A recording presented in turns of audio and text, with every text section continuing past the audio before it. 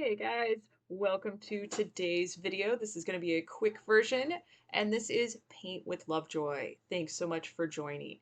Please subscribe to the channel and share this channel with your community. Like I said earlier, this is going to be a quick version, so if you prefer the full-length, non-time-lapsed version, check out my Patreon page and my Paint with Lovejoy website. If you want to further support Paint with Lovejoy, please do. It all helps. And for more in-depth courses, check out paintwithlovejoy.com. And as always, share this with your community. All right, guys, another fun Matisse painting with our primary colors. So grab your supplies, transfer your traceable to your surface, and as always, take progress photos. Now this video is going to be the time-lapse, the fast version. Do not keep up with the pace of the video. Pause it as much as you need. All right, so once you've got your traceable transferred, we are keeping really simple color scheme here. And because of the complexity of the composition, I am using a medium flat brush as I fill in the blue background in all of these very interesting shaped spaces. So feel free to use your smaller brushes, and if you need to use a pointy brush, go right ahead and do that. But as you do this, again, do not paint as fast as the video. I want you to go slow. I want you to take your time and actually stay within the lines. I know in many of my other videos, I say staying within the lines is overrated, but on this one, it's good practice for your brush control, filling in all these kind of crazy puzzle piece shaped spaces. So again, play with both of those brushes, play with the pressure of the brush, how the paint may come off the edge, how the pressure makes an effect on your brush strokes. Your brain's taking in a lot of information as you are working in these small spaces. And your muscles are also taking in that brush control and the pressure, and it gets more and more comfortable with more and more practice. If you're one of my beginner painters, as always, make sure you take a deep breath, relax. If you do find that you're starting to get shaky as you do this, that's an indication that you are holding your breath. So if you exhale as you touch the brush to the canvas, that will make your process a little bit smoother. Also, if you need to turn your canvas sideways or upside down to kind of fill in this space, go right ahead and do that at any point in today's painting. I will keep the painting in the same orientation just because I'm filming the video. You are also welcome to do this painting and change the colors. You do not have to keep with the color scheme that I'm using. Just use this as a guide and swap out what you want. All right, this background's filling in nicely. We will be moving into green next.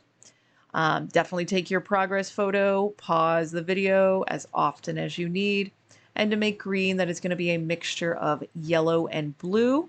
I have a bit heavier blue in mind to make a bit darker green, but you can you get to choose the shade of green that you want. And don't feel like you have to mix the entire amount of paint that you need right now. It is okay that if you have to mix it like I'm doing on the video 2 or 3 times, it's great practice for your brain every time that you have to mix that color. And the more that you mix the color, the easier it gets when you go to make that color the second, third, and fourth time. And even if you have some variety of your greens or even your blues as you're applying it in here, totally okay. Variety is just a nice added benefit in the creative world. So now we're going to make a yellow orange, and that is yellow with a tiny, tiny amount of red, going for a light yellow orange. And that's going to be pretty much the dominant color on all of these figures. And then we'll be going with a red and black mixture for their hair, and then we'll be doing our outlines. So again, very, very simple color scheme. This is excellent for brush control. And I do recommend making sure that your background, the blue and the green, is fully dry before you start doing the figures. It'll just make it a little bit easier for you. If you don't have that kind of patience or time to let it dry, if you happen to get some blue or green in the figures and it starts to mix with your orange, just take a paper towel, wipe off kind of the contaminated area, and then reapply the appropriate color. Again, this is giving you good brush control. I'm still using that small pointy brush. Play with that pressure. And every now and then, take a look at your brush, and if you have a lot of excess paint buildup on your brush, clean your brush really good, and then go back and grab some fresh pigment and then start reapplying. A lot of times when you just kind of get in this groove and you're filling a lot of space, we sometimes forget to look at our tools and make sure that they're still in good kind of condition or with the amount of paint that we need on them as we go through the process.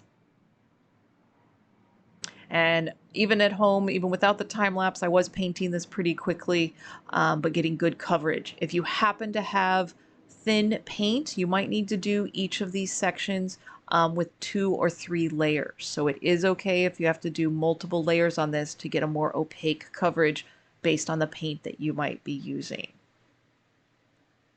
And there was a spot in between those 2 figures on the right-hand side that I forgot to put the green. So we're going to clean the brush, go back to the green, and fill in the spot that I forgot. And sometimes that happens when you're painting. And as you fill up the canvas, you're like, oh, forgot this. Go back to that color, grab what you need, and then apply. So here we're moving into the hair for the figures, and that is red with a tiny amount of black going kind of dark. Again, you're welcome to change the color if you want, and just filling in the last bits of canvas on here, the hair for each of these figures. Then I'm going to recommend pause the video, let this fully dry, take your progress photo, and then we'll move into black paint with outlines. Again, much easier if you let your painting fully dry. It should take about 15 minutes to fully dry. We are still using the small pointy brush and play with that pressure. If you're finding that you're shaky, exhale as you touch the brush to the canvas. But we are going for some pretty small lines here. If your paint's kind of thick, you can add a little bit of water to your paint to give you a little bit more fluid viscosity of your paint. And then again, play with that pressure. If you need to, rest your forearm against the edge of the table to kind of steady your arm, or put your pinky out and use that as kind of a pivot point for your hand.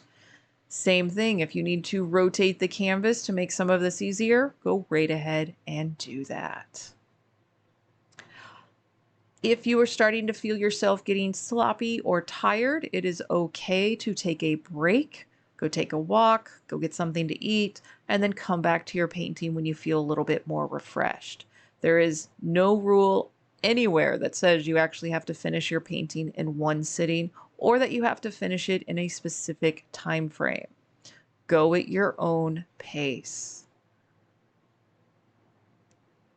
And while you're painting, hopefully all you are focusing on is your painting, and you kind of forget about work or life or other people's drama or your own drama, and you're just focused on what you're creating. This is one of the best benefits of the creative process, and one of the main reasons why I am a teacher and encourage so many people to paint. We live in a very stressed out world and stressed out people and society, and the more that you can bring some creative outlets into your life, hopefully the more that you can diminish some of your stresses or make them easier to deal with. Now, I do tell my students that you may be stressed out about your painting, but that is okay. Right now, that is an appropriate stress to have. And generally, you are doing better than you may be giving yourself credit for. We're all our own worst critics in this world. So be kind to yourself. Be proud of yourself for taking time out of your day to get creative and going through the process. And remember, the only way to fail is to not paint at all. So the fact that you are already painting, even if you're only halfway through, you are already successful. And try to apply that to some other things in your life. Just by trying, you are successful. Just by trying, you are learning something new. You are adding to your brain. You are exercising your brain, and that is a very good thing to do.